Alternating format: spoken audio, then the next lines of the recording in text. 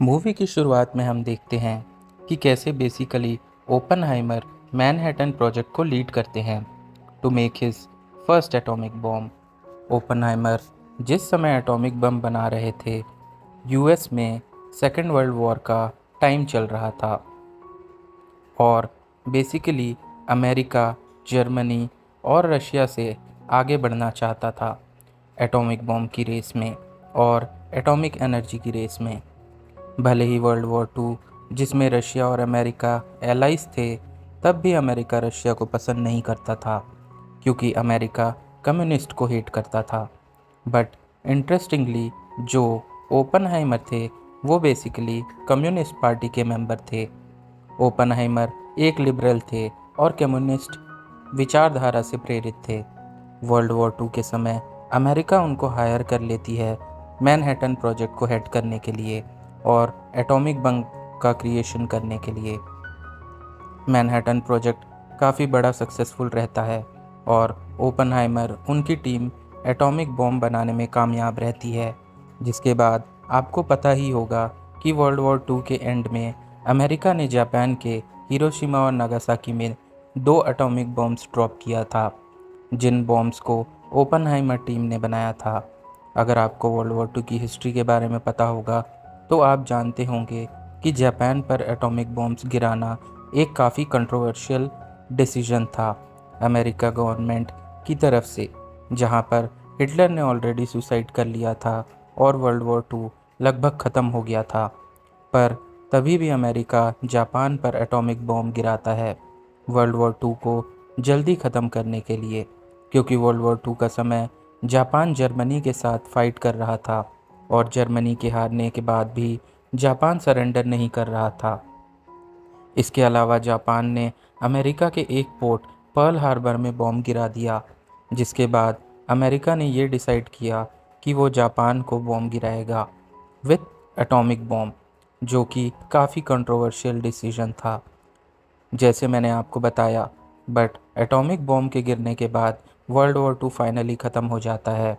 उसके बाद basically Oppenheimer काफ़ी बड़े कॉन्फ्लिक्ट में चले जाते हैं, जहाँ पर वो सोचने लगते हैं कि क्या उन्होंने एटॉमिक बम बना के सही किया या नहीं।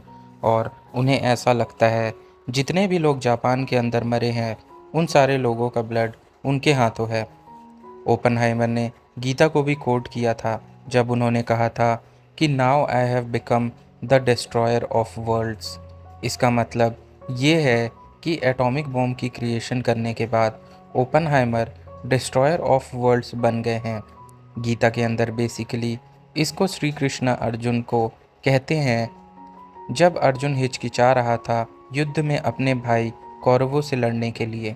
तब श्री कृष्ण अर्जुन को अपने असली रूप के दर्शन कराते हैं और ये कहते हैं कि वो डिस्ट्रॉयर ऑफ वर्ल्ड्स हैं और अर्जुन की डेस्टिनी पहले से लिखी जा चुकी है और अर्जुन सिर्फ अपने धर्म का पालन करे और अपने फ्यूचर की चिंता नहीं करे। उसके बाद अर्जुन महाभारत युद्ध कंटिन्यू करते हैं। तो इसी कोट को ओपनहाइमर काफ़ी बार कोट करते हैं अपने इंटरनल कॉन्फ्लिक्ट को जताने के लिए।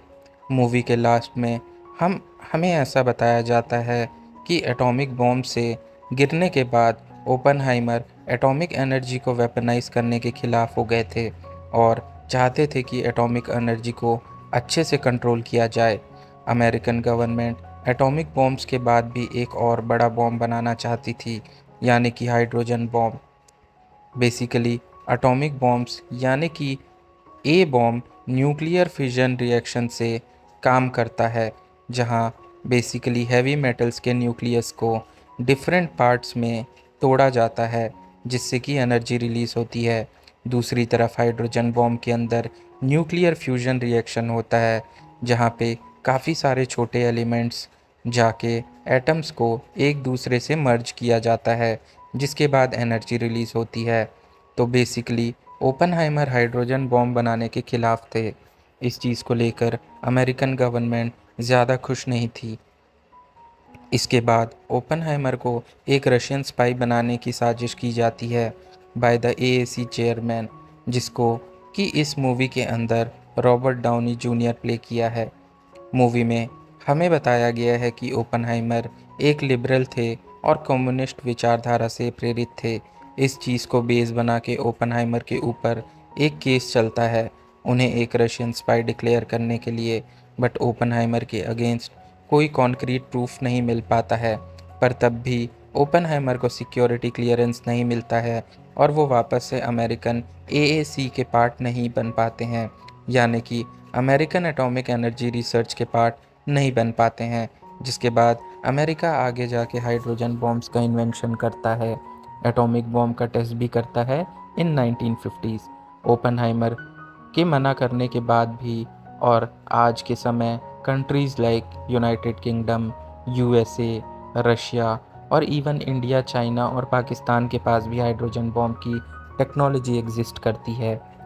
ओपनहाइमर के एंड में हम यही देखते हैं कि ओपनहाइमर एक रशियन स्पाई तो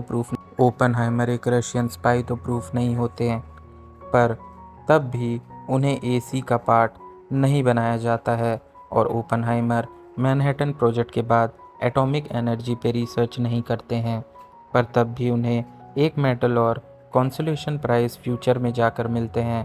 पर मैनहट्टन प्रोजेक्ट हिरोशिमा नागासाकी के इंसिडेंट के बाद ओपनहाइमर ज़िंदगी भर एक गिल्ट लेके अपने साथ चलते हैं कि जापान के अंदर कितने लोग मारे गए उनके कारण, and in fact he has become death and destroyer of the world.